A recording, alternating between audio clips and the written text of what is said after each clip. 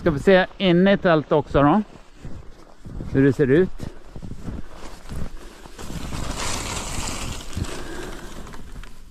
Där då, förstärkt kopp där uppe för kolfiberstången. Helt fyrkantigt är det. Alla sidor är lika långa. Hyfsat stort.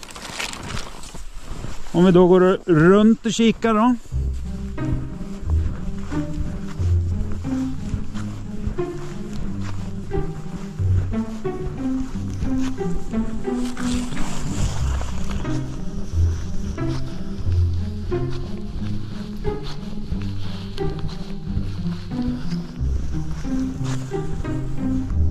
Jag har provat ett envägstält en gång.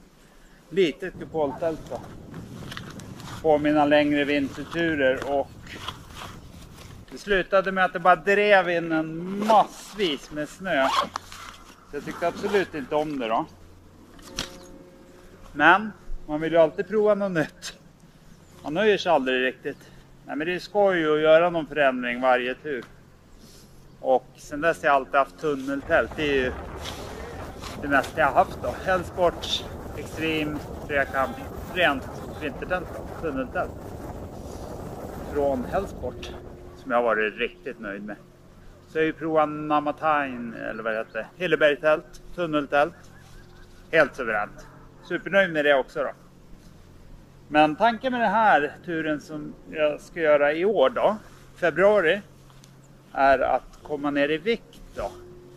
Det är en grej. Och sen också är jag enormt nyfiken.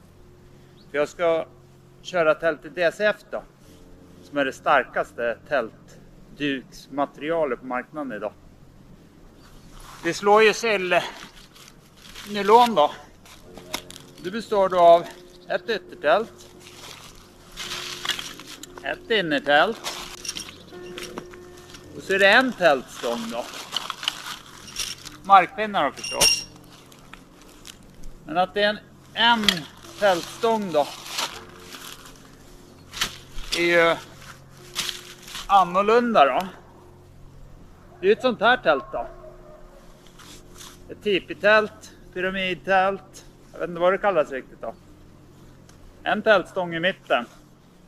Och sen går det ut då. Så det ska ju vara extremt vindtåligt. Det kan man ju läsa överallt. Det är bombproof och det är det ena och andra och ett palats. Och för det är ju 4 personer då. Men jag kan säga direkt att jag anser att det här är mycket trångare än mitt Hellsports 3 personers då. Nackdelen med tipitält är ju golvytan blir ju jättestor. Men eftersom det lutar väldigt mycket så det går ju inte att göra så mycket ute i kanterna utan att få duken på sig och det vill man ju inte. En nackdel till. Öppnar du dörren så snöar det och regnar ju in i tältet. Så du vill inte, eller jag vill inte ha innertältet där. Jag vill ju inte att det ska komma in regn och snö in i tältet. Därför har jag valt att ha ett halvt innertält. Så då är vi helt plötsligt nere på 2 personer. Och jag var ute med grabben med den här. Och grabben fick ligga närmast tältstolpen då. Det är ju rymligt och bra. Och jag låg längst ut då. Och då har jag ju duken på mig så trångt 2-manna blir det för mig. Så det är lite konstigt då, men det är så jag ser det. Så till alla er som säger att det är ett riktigt palats så håller inte jag med för min del. Jag förstår det här. Nu nyttjar jag kanske tältet på ett annat sätt då. Ni kanske har ett fullt innertält. Men vi ska kika närmare på det. Ja, kort om DCF då. Varför det är så himla bra då? Det är ju det absolut starkaste idag i tältduk då. Svindyrt. Det här tältet kostar ju 15-20 tusen säkert nytt. Jag har ju hittat allt det här begagnat då. Så jag kan ju testa det och sälja det för samma peng då. Men det är sjukt dyrt. Och duken är mycket starkare men den är mer punkteringstålig. Den töjer inte ut sig som sillnylon gör. Så tältar du på vassa grejer då kan du få hål i tältduken. Och det har jag själv fått på ett mindre enmannatält som jag haft då i DCF. Vart mycket lagningar i golvet då. Men duken ska ju vara fantastisk då. Så för att gå närmare på egenskaperna tycker jag det är lättare om jag slår upp det första. Då börjar jag slå upp yttertältet då. Men en nackdel till som jag tycker med DCF är att det tar mer plats. Det väger mindre, men duken tar mer plats när man packar ner den. Silnylon kan du bara trycka ner i påsen och DCF måste du vika ner, eller du ska helst göra det. Vilket jag kommer att ha svårt att göra, tror jag. Jag har svårt att se mig själv stå i någon halvstorm och vika ner en tältduk. Men det är ju för att få längre hållbarhet på det. Men det är enkelt att slå upp. Väldigt enkelt att slå upp. När det inte stormar då. När det stormar så tror jag att det är väldigt svårt istället. Tunneltält så tar det ju nästan hjälp av vinden. När man reser. Så slå upp den. Ska vi se.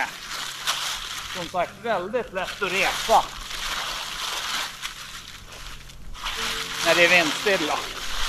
Mycket lättare än ett tunneltält skulle jag säga.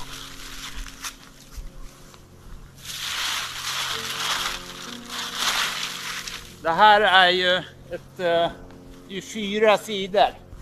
Så det här är jag landar i då. Det är det här jag vill testa. Så lägger jag ut duken bara.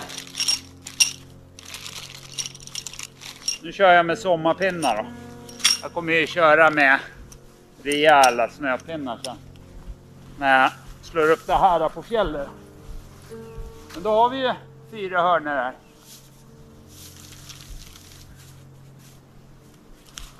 Jag får hoppas att jag inte tappar på dem här, för de här kostar en förmögenhet som med. Det gör det när man kommer in på lite specialgrejer då.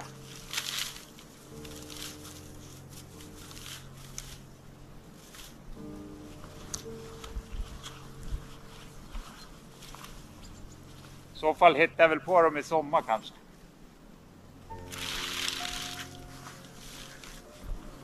Jag ser direkt att de här är ju spännare på sig till hörnorna, så man kan ju spänna det är ju bra.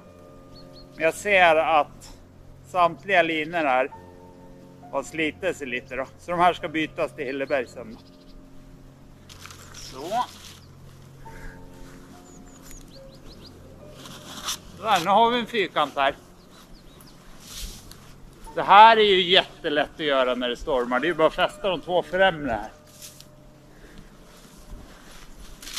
Så hittills är det ju väldigt enkelt skulle jag säga. Och nästa steg då, det är ju bara att öppna dörren. Och det är en dörr då. Och så har jag fått med en mittstav då i kolfiber då. Jag kommer ju bygga om det här tältet en del för att anpassa det till klara stormen där ute.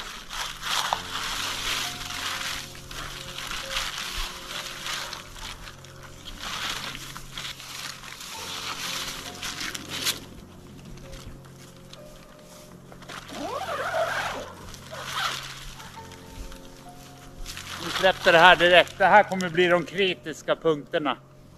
Här kommer det bli otroliga krafter. Och eftersom den här duken är ju ej stretchbar. Silnylon kan ju sträcka på sig, fjädra tillbaks. Men det kan inte den här. Så när det blåser så kommer ju otroligt mycket kraft läggas just längst ner då. Så här funderar jag på skidorna om jag inte ska göra topptur då.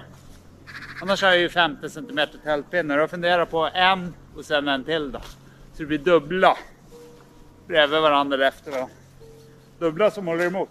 Men det var ju sjukt snabbt att resa det.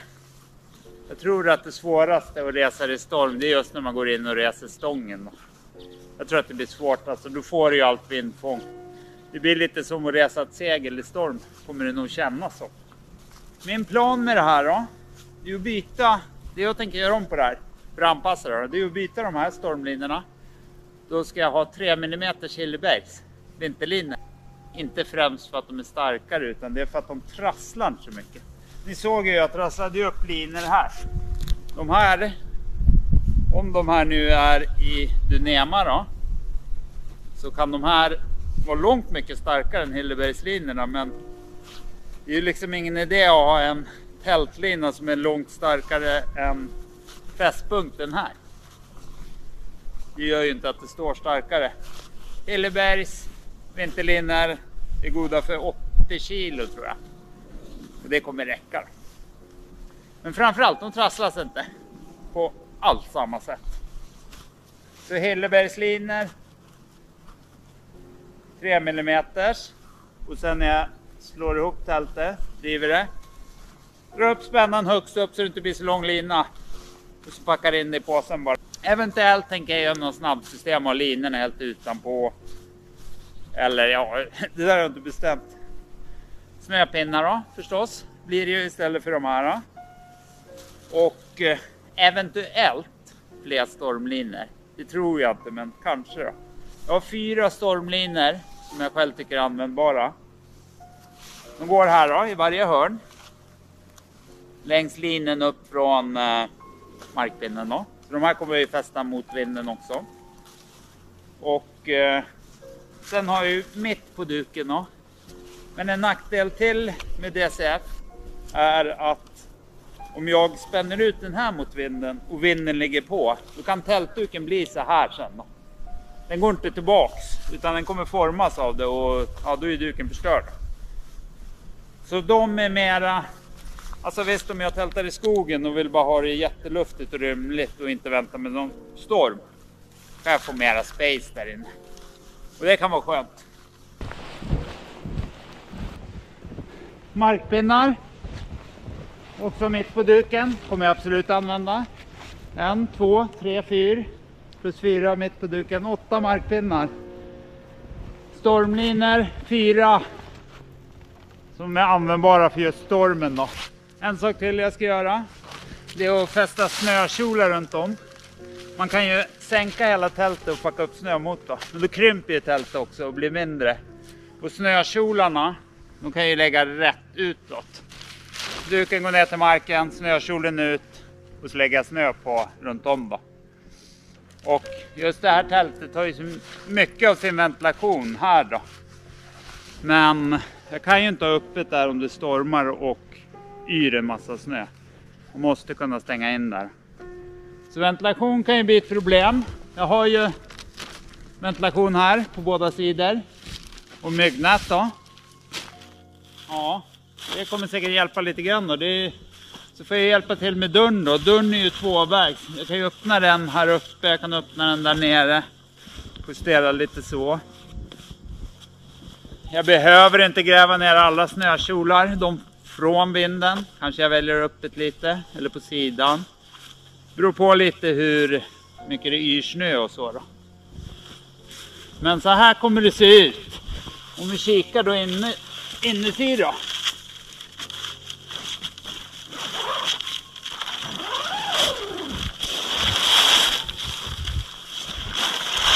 Där då. Det är det här som alla säger är palatser då. Men jag håller faktiskt inte med. Jag är glad att jag har 4 personers. Jag har inte köpt ett 2 personers då. Tanken är att vinden kommer därifrån. Får vi se hur det funkar då. Då kommer ju drivsnön lägga sig på den sidan. Den lägger sig alltid på bortre sidan av stormen då. Och här blir det förhållandevis lite kanske drivsnö. Om jag har lite tur. Och då kanske jag har innetältet in så. Innetältet kommer ju gå hit då. Så jag tror det blir in så. Och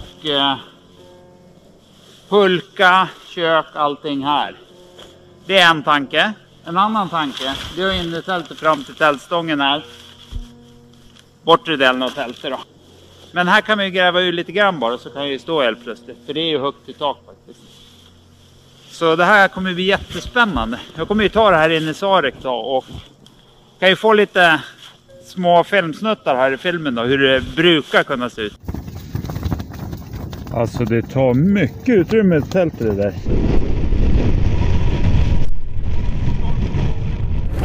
Jag gick in nu för att kolla att allt var okej här inne va. Jesus!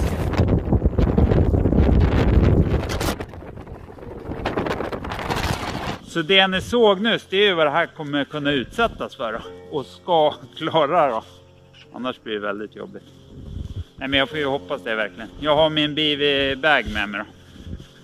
För det är, ja, lite läskigt kommer det vara. Men den kommer jag ha med mig. Och den kommer ju alltid vara min säkerhet. Jag kan krypa in i den om ingenting. Om det här slits sönder. För jag måste ju räkna med det nästan. Men då kan jag krypa in i BV-bagen. Där är jag skyddat. Mitt liv är skyddat. Innertält. Jag får inte glömma innertältet. Här är innertältet. Jag kan visa en bild hur det ser ut. Jag behöver inte slå upp det.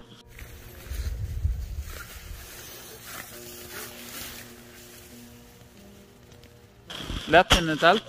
Och det är mesh. Hela innertältet i stort sett. Och det kommer inte funka för det kommer i regn snö. Och jag vill inte ha in det. Inne i innertältet, där blir min skyddszon. Där vill jag ha det torrt och fint då. Så det har jag beställt ett Solit då. Alltså ett icke-nät då. Stormlinor, snöpinnar, snökjolar, mittstång, innertält. 5 grejer. Så tycker ni att det ska bli intressant och vill hänga med på den här resan. Både i hur jag gör om tältet och sen även hänga med ut på fjället och se hur det här presterar. Det finns ju inga riktiga stormvideor på det här tältet. Funkar det eller de mest besvärliga förhållanden? Det är det ni får se då. Om ni klickar på prenumerera.